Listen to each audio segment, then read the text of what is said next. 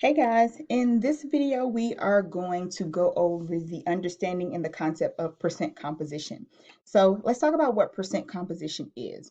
I want you to imagine if you had a bottle of water, just a regular bottle of water, Aquafina, Dasani, Fiji, whatever water you like to drink. Imagine you had a bottle of water. Now think about it. How much of the bottle of water is actually water? Because the bottle of water is composed of two things. It's composed of the bottle and it is composed of the water. So how much of that bottle of water is actually water? Well, that is what percent composition is pretty much talking about. It's understanding how much is actually present when you have a compound.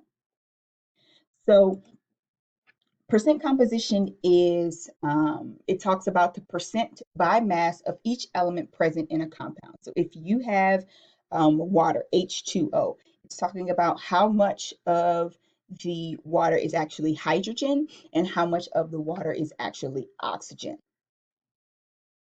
Okay, so in order to do this, you must first determine how much of each element is present, and we do that by using our mass. So again, like I said, we want to determine for our example, how much of our bottle of water is actually water versus how much is actually just plastic or the outside of the container.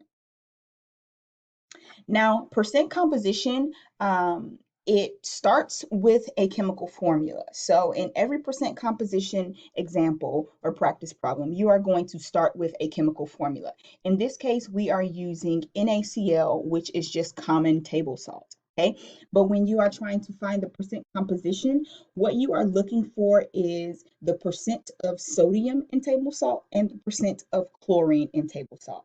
So you start with a chemical formula and you break that chemical formula down into percentages of each element present in the formula. So let's talk about how to actually do that. There are specific steps that you must follow in order to figure out the percent composition. Some of you may already be thinking about how you can figure this out using masses. But here are the steps, and then we're going to look at a practice problem. The first step is to determine the mass of each element. And in order to determine the mass from each element, you have to use your periodic table. Okay? So in our example, we have two elements. We have sodium, Na, and we have chlorine, Cl. So we look on our periodic table and we find, okay, what is the mass of sodium? From the periodic table, it is 22.99 grams. And then we look at chlorine. What is the mass of chlorine? We look on our periodic table and we find that it is 35.45 grams. So that's the first step. You must identify the mass of each element present in your compound. The second step is going to be to find the molar mass of the compound. We talked about molar mass a little bit in the earlier chapters of this unit, but in order to find the molar mass of the compound, all you do is add the masses together and that gives you your total. So in this case, we're going to add 22.99 grams of Na plus 35.45 grams of Cl, and that is going to give us 58.44 grams of NaCl. Now, the last step that we are going to do is to determine the percent composition by using this formula. The formula is you use the mass of the element and you just divide that by the total mass. So if we are trying to find, and then of course, obviously you have to multiply by 100 to get a percent. So if we're trying to find the mass, the percent composition of sodium, you take the mass of the element, which is 22.99 grams, and you divide that by the total mass of the compound, which is 58.44 grams. You multiply that by 100, and this tells you the percent composition of sodium. Then you do the same process for chlorine. You determine the mass of the element, which is 35.45 grams. You divide that by the total mass, which is 58.44 grams, and you multiply it by 100.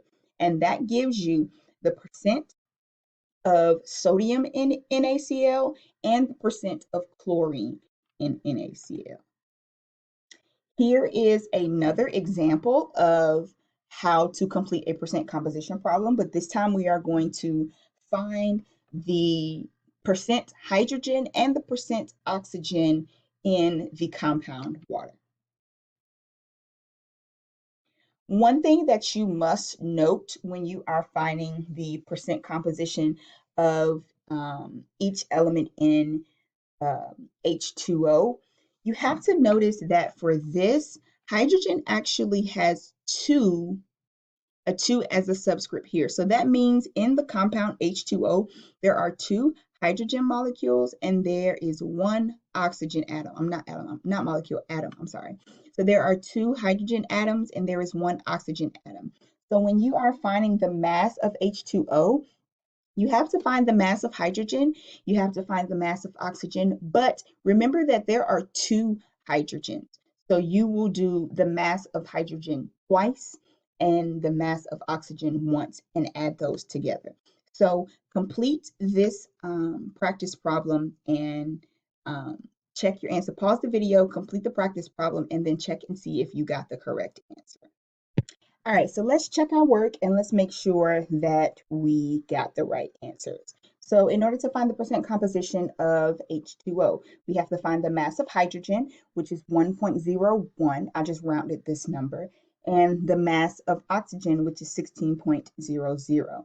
And we have to find the total mass. But remember, there are 2 oxygen molecules, so we have to add 16 plus 1.01 plus 1.01 again in order to find our total mass, which is going to be 18.02.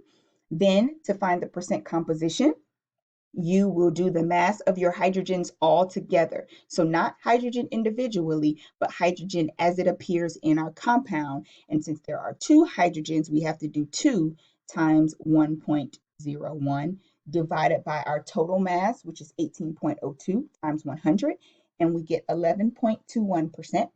And then for oxygen, you do the mass of oxygen, which is 16, divided by our total mass, which is 18.02 times 100, and we get 88.89%. Now, the last thing that I do want to bring to your attention is that when you look at your percentages, they should add up to equal 100. So 88.89 plus 11.21 equals 100. So that is a way to double check and make sure that you did your percent composition correct. Because when you combine hydrogen and oxygen, total it makes water. So the mass, the percent composition of one element plus the percent composition of the other element should total out to be 100.